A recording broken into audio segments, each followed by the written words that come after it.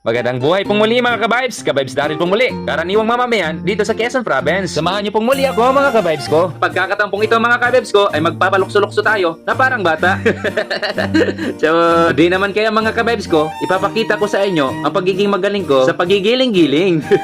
Uy! Eme!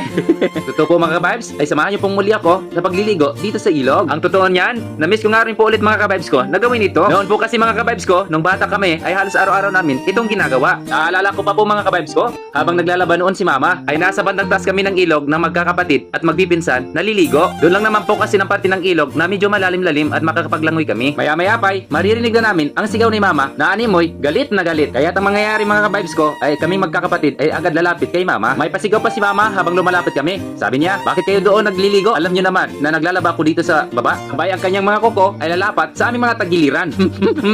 Itong bagay sa inyo, mga batang mga pasaway kayo. Pagkatapos mga ka-vibes ko na lumapat ang matuko ni mama sa aming mga tagiliran ay napakahapdi ng aming pakiramdam. Nani mo hindi ko maintindihan kung ako'y iiyak o iihi na lang sa sakit. Isino naman po kasi kayang hindi magagalit. Anong labo ng tubig at magbabanlaw na siya. Ilalot higit yung mga puting pangpasok namin sa eskwela ang kanyang babanlawan.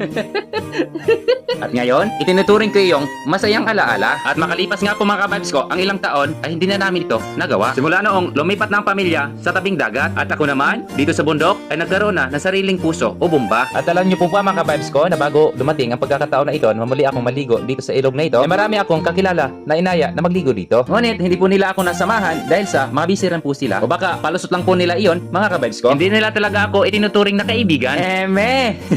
Siguro talaga pangit-pangit ang ugali ko mga ka-vibes ko kasi hindi man lang nila ako magawang pagbigyan ng magkaisang bisis man lang. Chawat! Bago ako magtapos sa pagliligo kong ito, wag ko dapat kalimutan ang importanteng bagay, yung paghihilod sa aking katawan. Ay, kasi naman, may hahalik pa dyan. Shhh, maingay. Shoot!